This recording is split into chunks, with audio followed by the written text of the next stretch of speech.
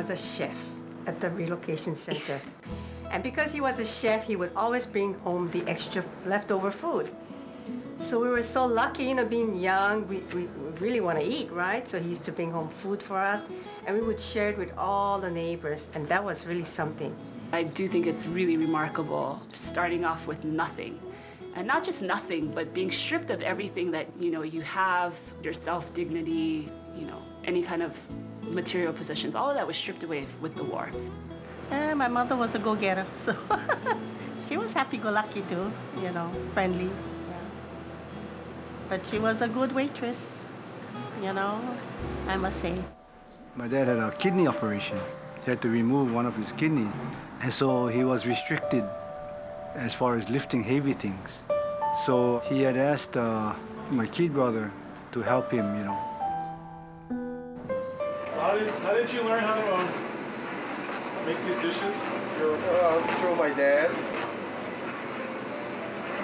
He showed me what to put in and, you know, how to do it, putting it all together.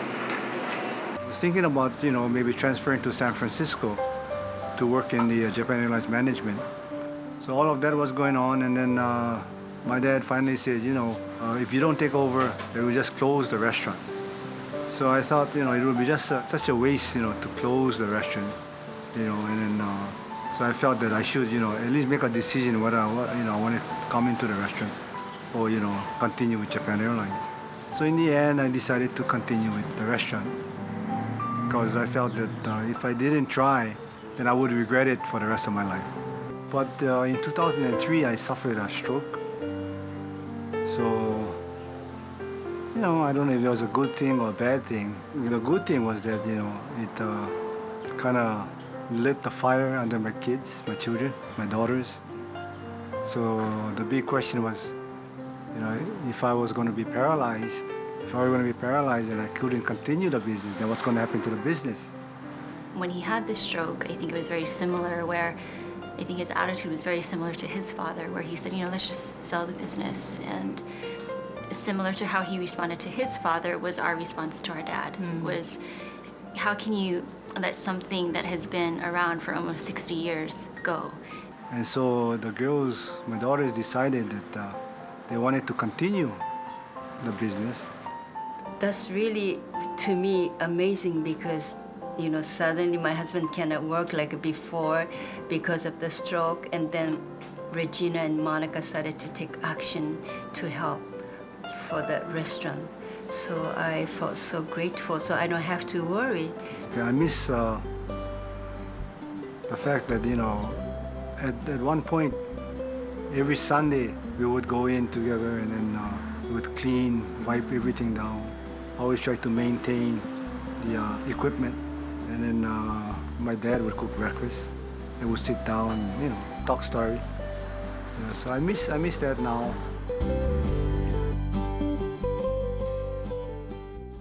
He only started hiring me in because he failed at everything else. You know, like Okinawan, supposed to be good at raising pigs. He raised the pig, and then the pigs, he said, the pigs got skinny, really fat. You know, I cannot raise and sell skinny pigs. So he gave up raising pigs.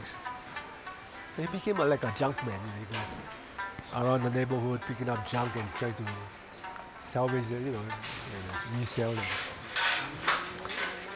But before that, like I said, before he went to the relocation, he was working at the city cafe.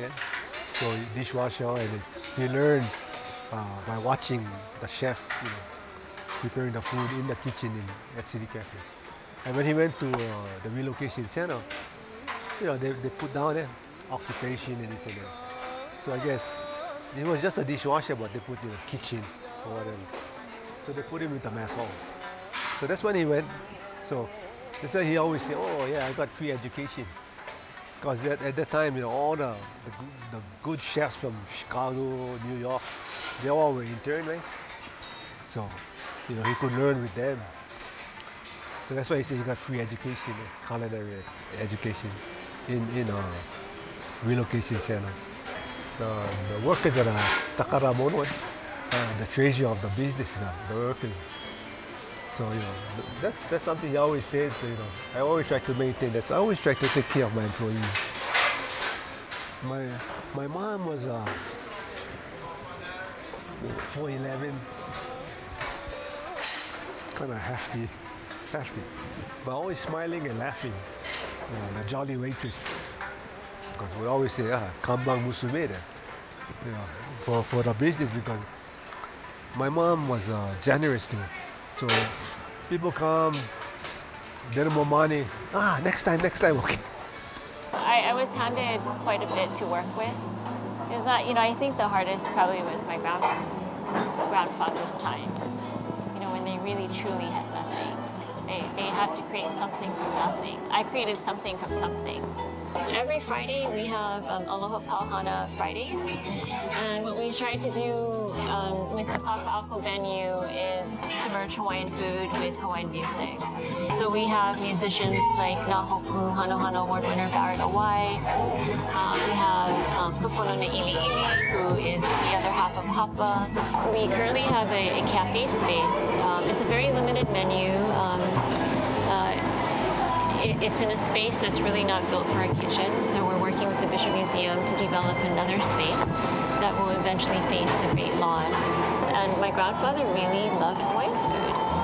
I mean, he loved na'au, and he loved tripe, and he loved making his pipi kaula, making lau lau, and eating poi. And you kind of stop and wonder, like, what was... Here we have a uchinanchu making Hawaiian food, but perhaps he felt very connected to Hawaii. Being born and raised here, he felt very connected, and when he had the opportunity to learn how to cook Hawaiian food, he really felt that it was something that was worth sharing with people. Today we have about 100 employees working at Highway Inn. So what he started really truly has become quite a legacy.